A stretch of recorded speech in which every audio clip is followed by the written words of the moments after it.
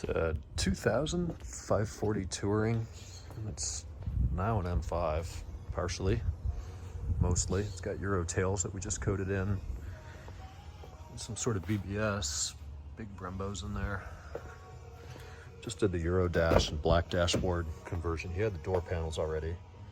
Carpet's done, door panels are done, seats are done. These are 750 or E38 Sport Contours. Needs a headliner. Still got the beige headliner.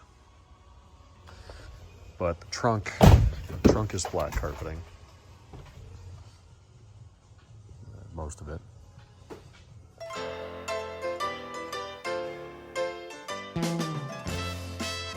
Happy Monday. Shop's looking a little bit different today. We've got some red, and that's because we're waiting on parts now for, well, a radiator.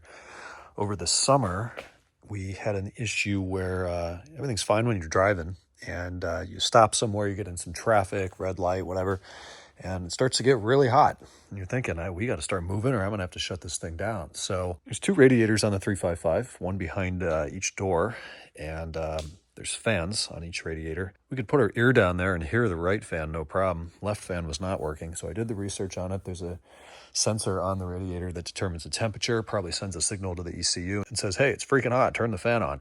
And then there's the fan itself. The fans are known to fail, and Kennan's did just before he sold it, I think on the right side. So we ordered a fan. It took like 3 months to get here. Finally, it came in. We came up here on Saturday, and installed it and turned it on, let it run until it got hot, and it kept going. Nope, not the fan. So it's got to be the actual switch.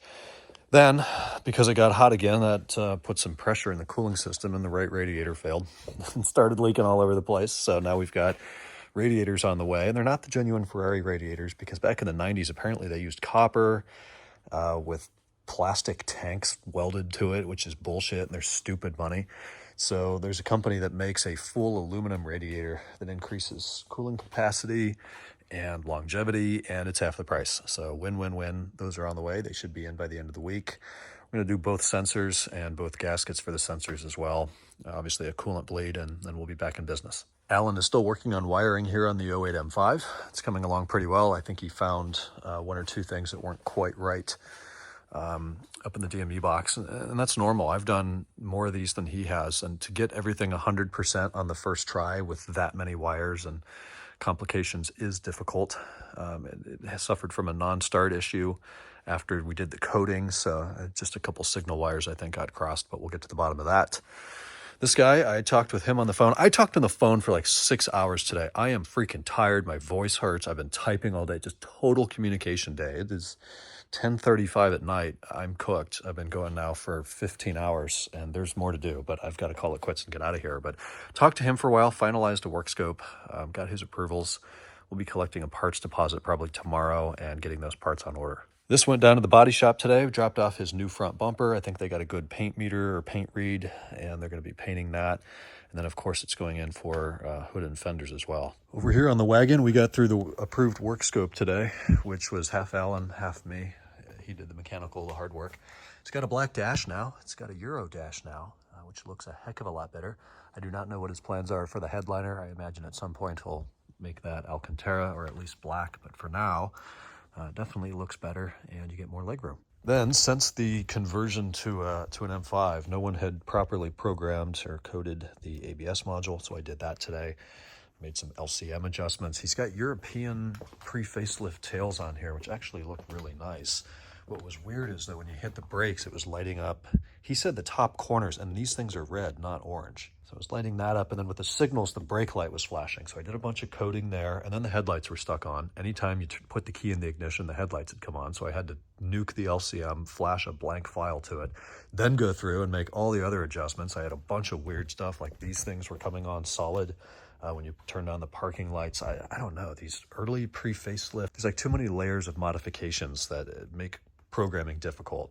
But I did all that. He wanted me to reset the airbag light. I did. It immediately comes back for this belt tensioner here. So he needs one of those, and maybe an ABS module or an airbag module, because that's sometimes how they go, is they just start throwing random codes. And then the ABS module here, got that coded. It was still for a 540 auto, so easy change. But the DSC light is still on because it's got a code for the DSC pre-charge pump. And I don't think the pre-charge pump is bad. I have yet to encounter a bad one of those. Anytime we get codes that don't really make sense, it's a bad module. And that sucker looks original. But I think this one's going out tomorrow. We'll get a quick PDI in tomorrow morning and get some space back. DME for the slate green M-Tech, he's replacing it because he had, I'm not sure what happened, but the shop that he took it to in Northern California said there was a bad oxygen sensor and it forced oil up the harness into the DME and flooded the DME and a bunch of sensors in the engine.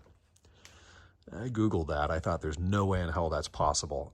It is possible. It happened on an E46, or at least somebody told the owner of the E46 that happened years ago.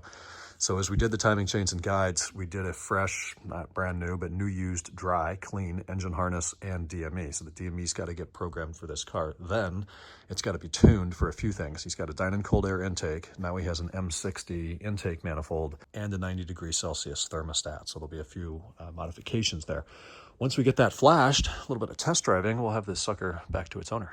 That's it for me. Tomorrow's my last full day here in town, so I have a lot of catch-up work to do. I need to get the M5 cleaned up and taken home. I need to get a haircut. I need to pack. I'm going to try to do better about eating and actually taking reasonable bathroom breaks tomorrow. It's just been totally insane. I mean, every couple of months we go through one of these and I think, wow, that's probably as bad as it's ever going to get. And then it comes back with a vengeance.